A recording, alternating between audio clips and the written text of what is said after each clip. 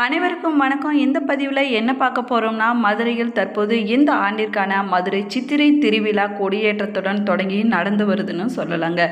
இந்த சமயத்தில் அன்னை மீனாட்சி பற்றியும் கோவிலுடைய சிறப்பு பற்றியும் தெரிஞ்சுக்கலாம். வீடியோவை ஸ்கிப் பண்ணாமல் முழுசாக பாருங்கள். இன்னும் சேனலை சப்ஸ்கிரைப் பண்ணலைன்னா சப்ஸ்கிரைப் பண்ணிக்கோங்க. கூடவே இருக்கிற பெல் ஐக்கானையும் கிளிக் பண்ணிக்கோங்க. வாங்க வீடியோக்குள்ளே போகலாம்.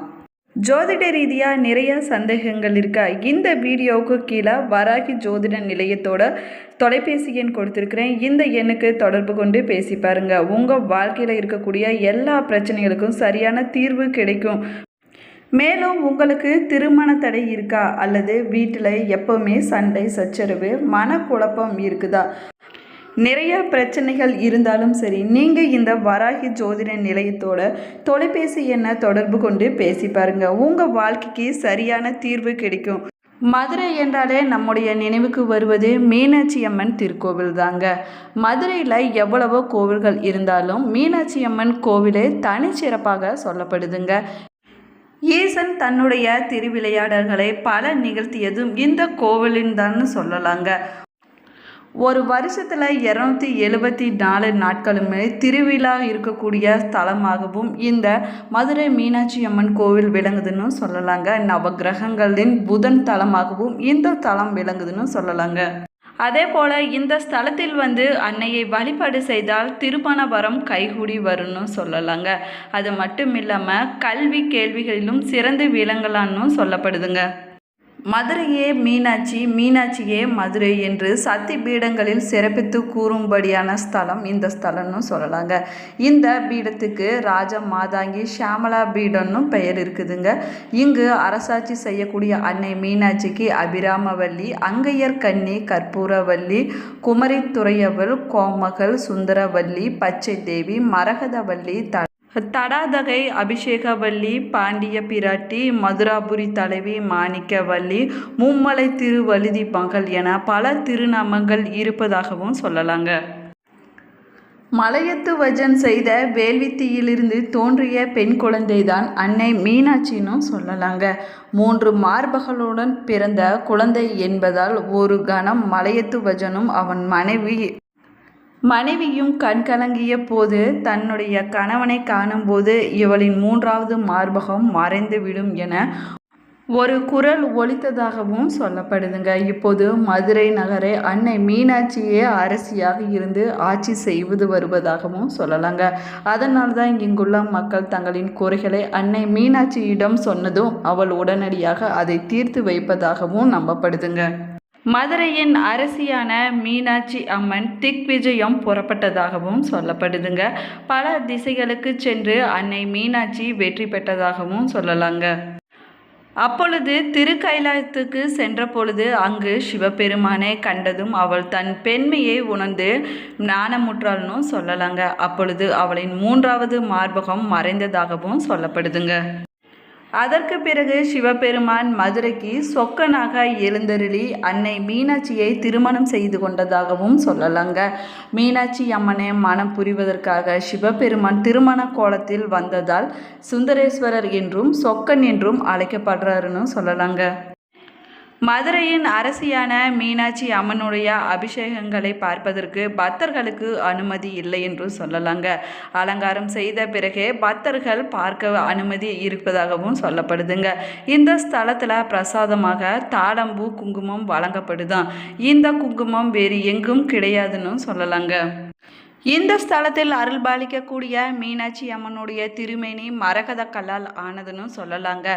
பச்சை திருமேனி, வலது கரத்தில் மலர்கள் ஏந்தியும் இடது கரம் லோலா ஹஸ்தம் அதாவது தொங்கு கரம், வலது தோளில் பச்சை கிளியுடனும் இடது பக்கம் சாய கொண்டை, சின்ன சிறுமியின் முகம் என எழில் கொஞ்சம் திருவடியாக அருள்பாலித்து வருகிறாள் அன்னை மீனாட்சி அம்மன்னு சொல்லலாங்க.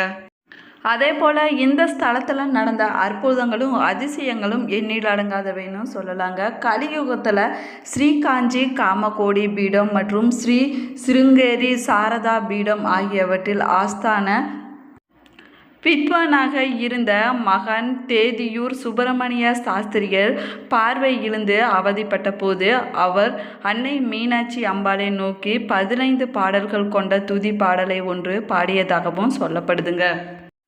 அந்த பாடல்களை கேட்டு மகிழ்ச்சி அடைந்த அன்னை மீனாட்சி அவருக்கு பார்வையை கிடைக்குமாறு அருளியதாகவும் சொல்லலாங்க.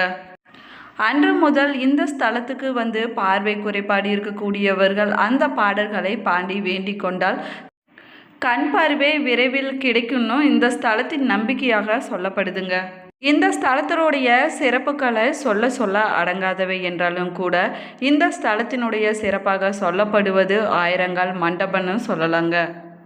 கலை களஞ்சியமாக இருக்கக்கூடிய இந்த மண்டபத்தை சிற்ப கலைக்கூடன்னு கூட சொல்லலாங்க. அது பொருத்தமான பெயர்னு சொல்லலாங்க. இந்த மண்டபத்திற்கு உள்ளே நுழையும் போது விதானத்தில் 60 தமிழ் வருடங்களை குறிக்கக்கூடிய சக்கரம் இருப்பதாகவும் சொல்லப்படுதுங்க.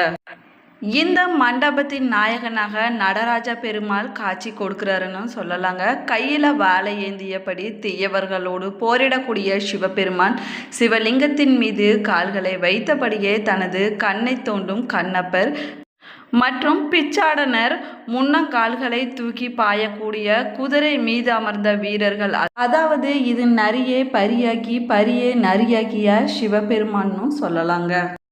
அது மட்டும் இல்லாமல் ஹரிச்சந்திரன், சந்திரமதி, குறவன், குரத்தி, முப்புறம் எரிந்த சிவனார், நாட்டியமாடும் வல்லப கணபதி, மயிலேறும் முருகன், பாணர், பாணி மற்றும் பிருகன் நாளையாக இருக்கக்கூடிய அர்ச்சுனன், தட்சனை வதம் செய்யக்கூடிய வீரபத்திரர், ரதி, மன்மதன், பீமன், புலிக்கால் முனிவர் மற்றும் கர்ணன், மோகினி, கையில் குழந்தையை ஏந்தியபடி கவலையுடன் இருக்கக்கூடிய சந்திரமதி, முப்புறம் இருக்கக்கூடிய சிவபெருமானை அடையாளம் காட்டும் அவருடைய மார்பில் மகாவிஷ்ணு உருவமும் அம்பு நுழையும் அக்னியும் காணப்படுதல், கதாயுகத்தை உயர்த்தும் புலிக்கால் முனிவர் என அற்புதமான இறைவனுடைய வடிவங்கள் எல்லாம் சிலை ரூபமாக இங்கு காட்சி கொடுப்பதாகவும் சொல்லலாங்க. இங்கு இருக்கக்கூடிய ஒவ்வொரு சிலையின் அழகும் நம் கண்ணை கவரும் வகையில் அமைந்திருக்குன்னு சொல்லலாங்க.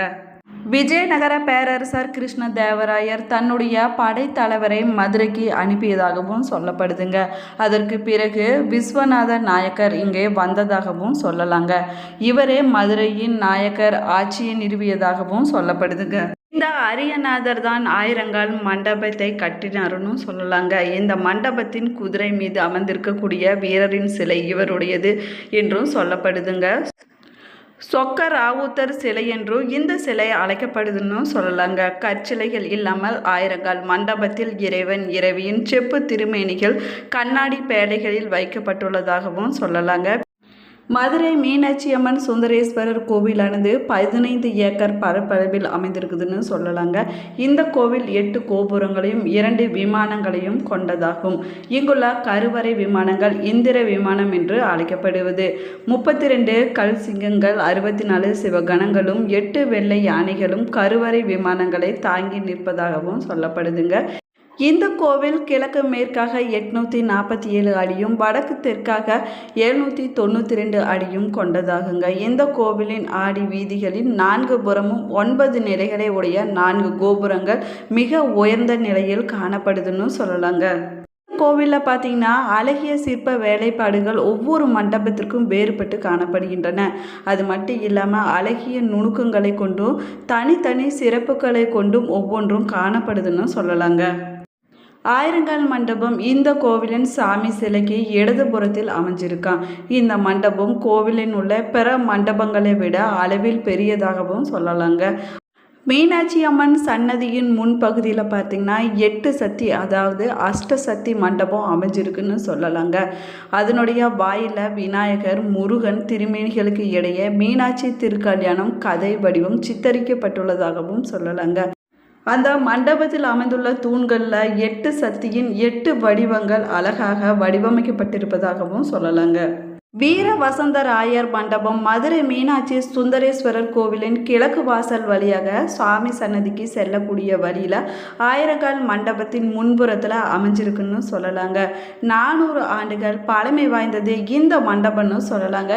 7000 சதுர அடி பரப்பில் இந்த வீர வசந்தராயர் மண்டபம் அமைஞ்சிருக்குன்னு சொல்லலாங்க. இந்த மண்டபத்தில் பூஜை பொருட்கள், மரம், உலோகம் மற்றும் நெகிழி பொம்மைகள் மற்றும் கலைப்பொருட்கள் விற்பனை செய்யும் 60க்கும் மேற்பட்ட கடைகள் கொண்டதாகவும் சொல்லலாங்க.